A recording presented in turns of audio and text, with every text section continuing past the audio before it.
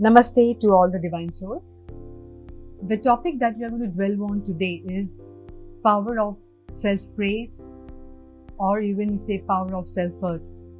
Now in today's times, we have seen this tagline of living, it's my life, let me live my way. But here the question arises, are we actually living our way? Is it my life?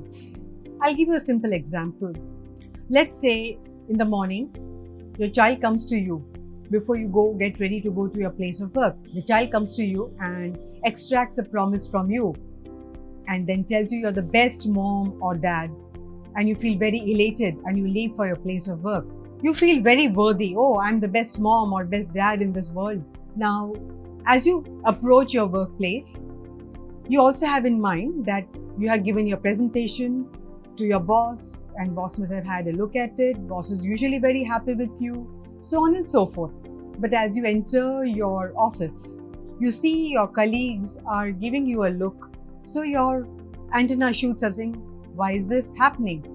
And then you get a call from your boss saying, come in and meet me. And of course, as you already made a presentation, you sent it to him, you think everything is going to be fine. And the boss calls you, you go into the cabin, and the boss is shouting at you. For what? For a small little, maybe a spelling mistake. Let's take that example. Now what happens? He tells you things like, you're worthless, you're not efficient. Now what happened to your self-worth? Is it your life? Now that percolates into your whole day.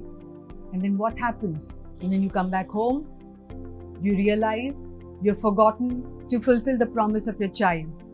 When the child approaches you and says, Mom or Dad, did you get this for me? You have promised me. You say, no, I have forgotten. Sorry. How much of sorry you say to your child? The child is feeling bad about it and says, you're the worst mom or the worst dad in this world. You don't fulfill your promises to me. Look at my friend's mom or dad. They always fulfill their promise. They always do what they tell their parents to do. Now what happened to your self-worth? What happened to it's my life, let me live the way I live?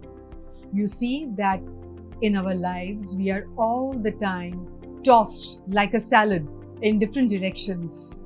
Validations from others defining you, and you're not confident about yourself. Somewhere you lose that inner value of yourself, your inner worth, and you start questioning yourself. Am I really all this? Who is the real me? Here is where you have to take a break and ask myself, have I given my remote control of my self-worth or self-praise to others? If yes, it is high time you look within yourself. You'd rather take the power or strength or confidence or your worth or your praise or your value from what kind of thoughts you have, what kind of feelings you have, what kind of emotions you have. What is your speech? How do you communicate to people? It is to find your inner value from within that gives you the power of self-worth or self-praise. Your life does not depend on the validation or the definition of what others think of you. So we have this very, very wonderful concept at the Yoga Institute called Aishwarya Bhava. Aishwarya Bhava is that which talks about gaining your self-confidence or your self-worth from what you are within. What are your thoughts? Do they uplift me or around me? Now, so how do I give this power of self-worth or self-praise within me? And that is by a beautiful technique that you can cultivate and learn from the Yoga Institute, and that is reflection.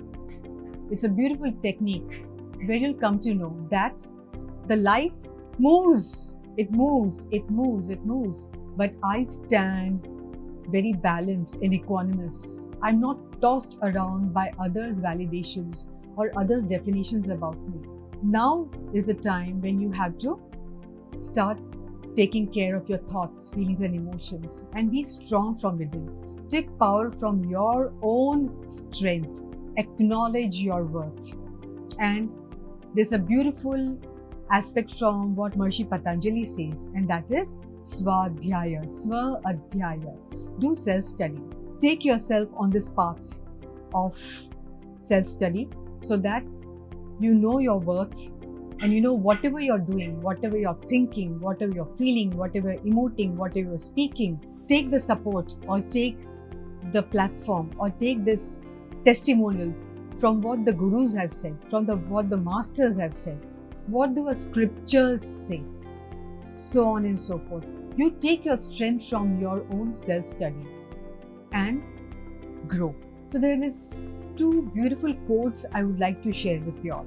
The first quote is, do not get so emotional that it hurts you, and do not get so practical that others get hurt. This is one beautiful quote that can give you a lot of peace if you keep this within you. And the second quote is, we can only grow when we learn to observe without the interference of emotions and perceptions. So, do not depend on others' perceptions about you, but rather knowing your worth by how you perceive yourself. Thank you, Namaste, and God bless.